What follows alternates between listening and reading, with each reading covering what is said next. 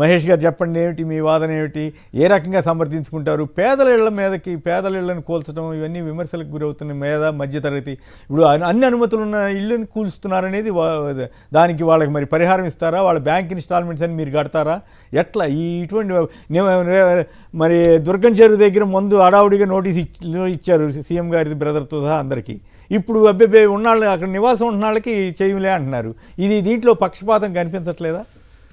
కేసీఆర్ గారు after long time meeting డిబేట్లో కూడా చాలా టైం పట్టింది నా వర్క్ రావడానికి, ఆల్మోస్ట్ హాఫ్ అన్ అవర్. అయితే నాకు కొంచెం విస్తారంగా టైం ఇస్తే అన్ని వివరాలు. మీరు అధికార పార్టీ తెలంగాణ ఉద్యమం జరిగిందే కొంతమంది ప్రాంతేతరులు ఇక్కడ ఉన్నటువంటి భూములను, చెరువులను, శిఖం భూములను, కుంటలను చెరబట్టిండ్రు, కబ్జా పెట్టిండ్రు. వాళ్ళని అందరినీ కూడా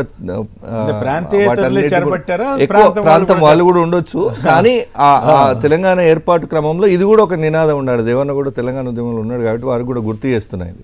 తెలంగాణ ఉద్యమంలో మన భూములు చెరబట్టిండ్రని చెప్పి ఒక నినాదం ఉండే, పాటలు ఉండే, సాహిత్యం ఉండే, అంతా ఉండే. తెలంగాణ ఏర్పాటు ఎప్పుడైతే 2014లో ఆ తల్లి సోనియా గాంధీ గారు తెలంగాణ ఇచ్చిండ్రో ఆ తర్వాత ప్రజలు వాళ్ళకు అవకాశం ఇచ్చారు. కేసీఆర్ గారికి ముఖ్యమంత్రిగా ఉండేటువంటి అవకాశం ఇచ్చారు. తర్వాత ఇంకో టర్మ్ కూడా వాళ్ళకి, అంటే 10 ఏళ్ళు. తెలంగాణ ఉద్యమ లక్ష్యంలో భాగమైన తెలంగాణ ప్రభుత్వ భూములను, తెలంగాణ హక్కుగా ఉన్నటువంటి భూములను కాపాడుకునే నినాదము ఎందుకో వాళ్ళు బీఆర్ఎస్ అధికారంలోకి వచ్చినాక 10 ఏళ్ళు మర్చిపోయి గతంలో ఆ ప్రాంతేతరులు ఎంతైతే భూములను దోపిడీ చేసిండ్రో అంతకంటే డబుల్ దోపిడీ వీళ్ళు చేయడానికి షురూ చేసిండ్రు. వీళ్ళు చేసిర్రు, వీళ్ళు అనుచరులు చేసిండ్రు. కేసీఆర్ గారు కుటుంబ సభ్యులు, కేసీఆర్ గారి అనుచరులు అందరూ కూడా మొత్తం పలారం పప్పు పుట్టినలాగా ఇక్కడ ఉన్నటువంటి చెరువులను, గంగాలంలో ఉన్నటువంటి చెరువులను తాంబాలంలాగా మార్చిండ్రు. అంటే దానికి కొత్త పేరు పెట్టారు, మోడర్నైజేషన్ ఆఫ్ లేక్స్ అని. వెనకకెళ్ళి కబ్జాలు నడుస్తుంటే ముందు బ్యూటిఫికేషన్ చేస్తారు. మీరు ఇట్లా పోతుంటే చూస్తారు కదా, చెరువు పక్కకు పూల మొక్కలు నాటిరు, వెనకాల జరిగే తత్వంగా మనకు తెలియదు. సో ఇట్లాంటి కార్యక్రమాలు 10 ఏళ్లలో టీఆర్ఎస్ కేసీఆర్ గారి హయాంలో యథేచ్ఛగా జరిగినాయి. మేము అధికారం 10 ఏళ్ల తర్వాత ప్రజలు మాకు అధికారంకి ఇచ్చారు. ప్రజాప్రభుత్వం, ఇది పేదల ప్రభుత్వం. మేము అధికారంలోకి వచ్చిన తర్వాత మా గురుతర బాధ్యత, మా ముందు 10 సంవత్సరాల అధికారం వెలగబెట్టిన వాళ్ళు ఈ తెలంగాణ ఆ లక్ష్యాలను పట్టించుకోలేదని మేము ఒక్కొక్కటిగా మొదలుపెట్టుకుంటూ వచ్చినాం. నా గీతం అయితేనేమి, మిగతా సెక్రటేరియట్లో తెలంగాణ తల్లి విగ్రహం, అంత సెక్రటేరియట్ కట్టి ఇప్పుడు మేము ఫౌండేషన్ వేసేదాకా విగ్రహం లేదు, అట్ట అయితేనేమి, ఇలా భూముల పరిరక్షణ అయితేనేమి, ఇట్లాంటి కొన్ని అంశాలు డెఫినెట్గా ఇవి మేము చాలా గర్వంగా తెలంగాణ ప్రభుత్వంగా, తెలంగాణ అస్తిత్వంతో ఏర్పడిన ప్రభుత్వంగా మేము ఇవన్నీ కూడా తీసుకున్నాం. ఏంటి మా ఉద్దేశం? హైడ్రా ఏంటి sir? Hyderabad disaster response and asset protection agency. ఇక్కడ ఉన్నటువంటి విపత్తుల నుంచి ఈ భూములు చెరబట్టిన వాళ్ళ నుంచి వెనక్కి తీసుకొని కాపాడుకునే దానికి ఏర్పాటు చేసినటువంటి ఒక ప్రత్యేకమైనటువంటి, లేకపోతే వాళ్ళు గత ప్రభుత్వం మీరు కూడా అమ్ముతున్నారు కదా? లేదండి, ఏడమ్ముతున్నాం, అమ్మటానికి ప్రపోజల్స్ వచ్చినాయి పెట్టారు సార్. ఇది అది వేరు. ఇప్పుడు ఈ ఆక్రమణలు, ఈ చెరువులు ఏవైతే చెరబట్టిరో వాటి నుంచి విముక్తి చేసి నీటి ప్రవాహాలకు ఏదైతే ఇబ్బంది లేకుండా ఆగస్టు సెప్టెంబర్లో 2000 సార్ నన్ను కంప్లీట్ చేయండి, ఎందుకంటే చాలా విస్తారంగా అనేక విమర్శలకు తావిచ్చేటట్టుగా, అనుమానాలకు తావిచ్చేటట్టుగా ముందు వక్తలు మాట్లాడారు. సో నేనేమంటున్నా, ఆ ఉద్దేశంతో కేవలం చెరువులు ఏవైతే ఆక్రమణకు గురైనాయో వాటిని ఆక్రమణలు తొలగించి చెరువులను మళ్ళా యథావిధిగా హైదరాబాద్ లేక్ ఆఫ్ సిటీ లాగా ఉంటుండే, అట్లాంటిది ఇప్పుడు ఆ లేక్లే లేకుండా పోయినాయి, అంటే చెరువులు కుంటలే లేకుండా పోయినాయి. వాటిని మళ్ళీ రీస్టోర్ చేయడానికి మేము ఒక యజ్ఞం ముందు పెట్టుకున్నాం. నాడు వైఎస్ రాజశేఖర రెడ్డి గారు మొదలుపెట్టిన జలయజ్ఞం ఎంత గొప్పదో, ఇవాళ తెలంగాణ ఎస్పెషల్లీ హైదరాబాద్ చుట్టుపక్కల చెరువులను కాపాడడానికి మేము తలపెట్టిన యజ్ఞమే హైడ్రా. ఇది తెలిసి కొంతమంది, తెలియక కొంతమంది ప్రభుత్వం మీద బురద జల్లే ఒక దురుద్దేశంతో దుష్ట నీచ రాజకీయాలు చేయడానికి ఇంకొంతమంది మా మీద విమర్శలు చేస్తున్నారు. చేయని వాస్తవాలు కనబడుతున్నాయి. ఏ నాగార్జున ఎంట్రన్స్ వరకు బుల్డోజర్లు పోయి ఆగిపోయినాయో టీఆర్ఎస్ గవర్నమెంట్లో, కేటీఆర్ గారి క్లోజ్ ఫ్రెండ్ కదా, రామ్ అని పిలుస్తాడు ఆయన పబ్లిక్ డయాస్లో కూడా ఒక మంత్రిని.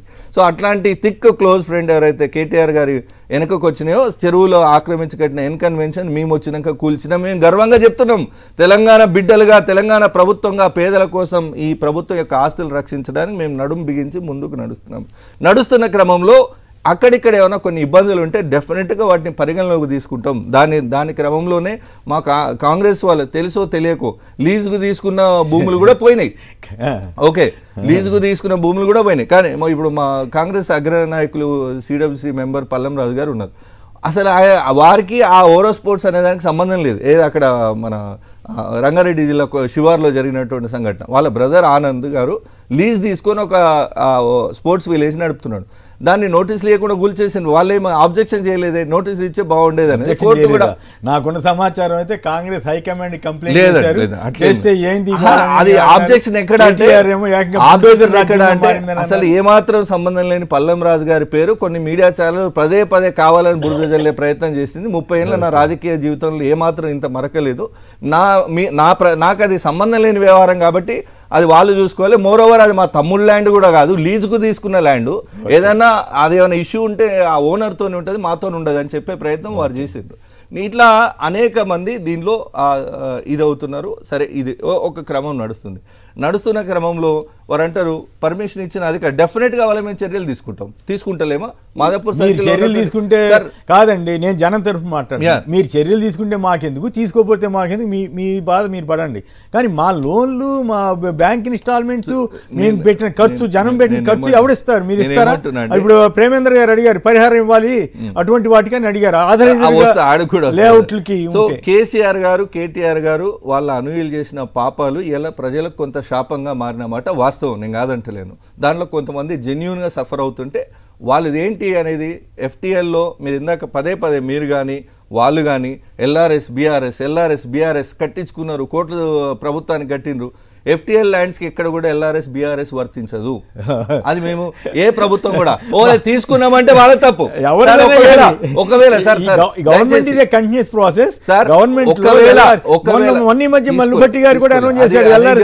చెప్తాను అంటే కొన్ని భూములు నాకు తెలుసండి, నేను కూడా నాకు తెలియదు కొన్నానండి, నేను అమ్మేసుకున్నాను, అది వేరే విషయం. అది చెరువు కింద ఉన్న భూమి, చెరువుకు వరద వస్తే అదంతా కూడా మునిగిపోతుంది. ఆ మునిగిపోయినా మెల్లగా ఇప్పుడు అన్ని బిల్డింగ్లు వచ్చేసినాయి. ఇప్పుడు ఏం చేస్తారు? అన్ని కూల్చేస్తారు సార్. నివాసం ఇప్పుడు మీరే చెబుతున్నారు కదా, అన్ని నివాసాలు చాలా మంది కాదు నాకు అర్థం కాని ఇప్పుడు రేవంత్ రెడ్డి గారి తమ్ముడు ఇల్లు ఇక్కడ ఉందండి, ఓకే, దాంట్లో నివాసం ఉంటున్నారండి. పక్కన కొత్తగా కడుతున్నారండి. కొత్తగా కట్టిన దాన్ని కూల్చేస్తే చెరువు బాగుపడిపోద్దా? మరి నివాసం ఉంటున్నది చెరువు కట్టమని కదా మీరే చెప్పారు కదా. ఈ డిఫరెన్స్ ఎట్లా? ఇప్పుడు నివాసం ఉన్నాయి కూల్చోమంటే క్లీన్ చిట్ ఇచ్చి ఇది ఎవ్రీథింగ్ ఆల్ రైట్ అన్నట్టు కాదు. వాళ్ళు ఏంటంటే ఇప్పుడు ఏదైతే హైడ్రా ఏ ఫేజ్ లో అయితే తీసుకుంటుందో వెళ్ళడం, నోటీసులు ఇవ్వడం, కూల్చడం, వాళ్ళకి కొంత సమయం ఇచ్చే ఆలోచన ఉంది. పూర్తి స్థాయి గైడ్ లైన్స్ ఉన్నాయి. చాలా మంది దీన్ని మిస్గైడ్ చేస్తున్నారు, మిస్కోట్ చేస్తున్నారు, సమాచారం ఉండి లేక మాట్లాడుతున్నారు. హైడ్రాకు ఒక సింగిల్ పాయింట్ ఎజెండా అండి. హైడ్రా అది సినిమాలో ఒక మిషన్ ఇస్తారు చూడు, అట్లా సింగిల్ పాయింట్ ఎజెండా ఏంటంటే చెరువులను రక్షించాలి, కట్టడాలు అది ఎంత పెద్దవారి ఉన్నా తీసేయండి అనేది వాళ్ళకున్న కోర్టు నుంచి పేరు చెప్పను. కానీ రేవంత్ రెడ్డి గారు ఈ స్టేట్మెంట్ ఇస్తున్న టైంలో పక్కన ఉన్న ఒక ప్రముఖ నాయకుడు, అఫ్ కోర్స్ బీఆర్ఎస్ నుంచి మీ పార్టీలో చేరాడు, ఆయన ఇల్లే ఫామ్ హౌసే ఉందని చెప్పి బీఆర్ఎస్ వాళ్ళు ఆరోపించారు. నేనేమంటున్నా, ఎవరు ఫామ్ హౌస్ సాక్షాత్తు రెవెన్యూ మంత్రి పొంగులేటి శ్రీనివాస్ రెడ్డి గారు ప్రెస్ మీట్ పెట్టి చెప్పిండ్రు, హరీష్ రావు గారు, కేటీఆర్ గారు టేప్ తీసుకుపోయి గొలవండి, మా అధికారులతో పాటుగా మీరు కూడా ఉండండి, ఒక గజం ఉన్నా మొత్తం ఇల్లున్నా మొత్తం కొట్టేసేయండి, నాకేం అభ్యంతరం లేదని. అంత ట్రాన్స్పరెంట్ గా ఇంత ఎవరన్నా సార్, ఎవరన్నా వారని కాదు నేను అనేది. నేనేమంటున్నా, మంత్రి స్వయంగా ఆ మాట చెప్పిండు.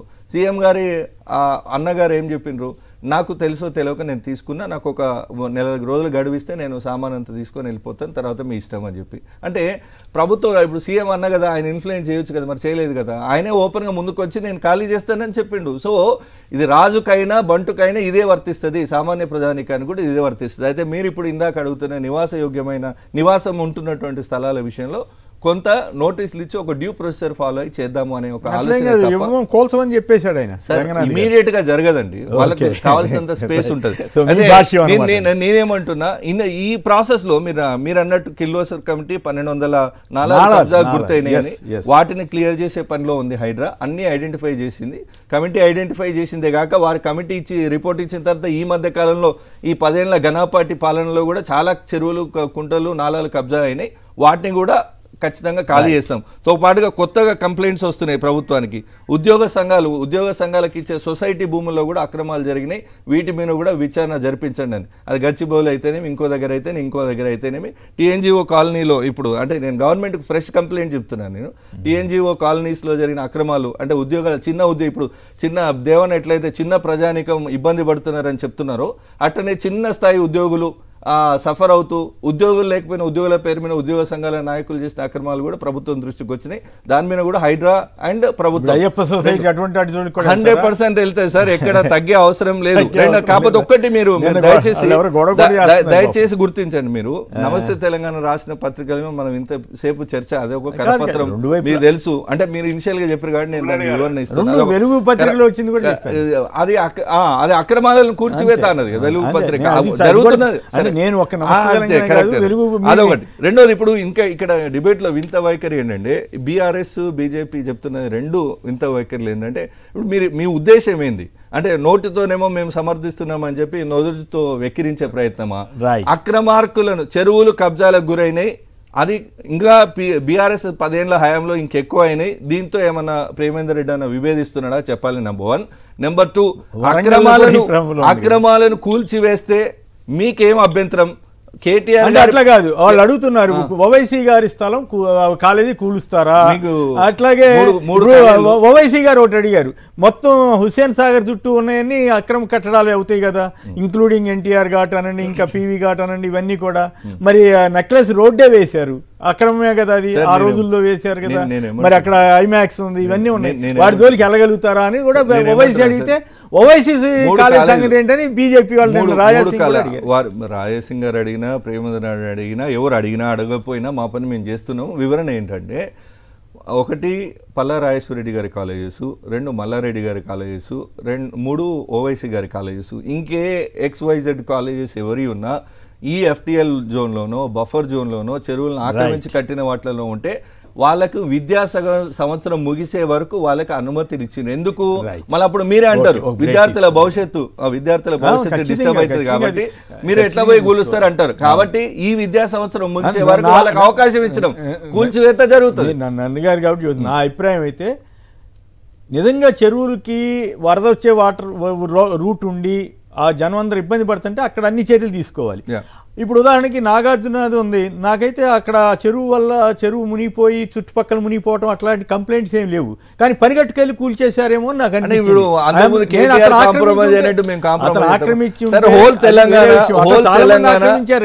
గారు దమ్మున నాయకుడు డేర్ స్టెప్ తీసుకొని ముందుకెళ్తున్నాడని మొత్తం తెలంగాణ అప్రిషియేట్ చేస్తుంటే కేవలం కేటీఆర్ దోస్తులకు లేదా ఇంకొంతమంది దోస్తులకు బీజేపీ బీఆర్ఎస్ నాయకులకు వాళ్ళకు మాత్రమే ఇబ్బంది కలుగుతుంది.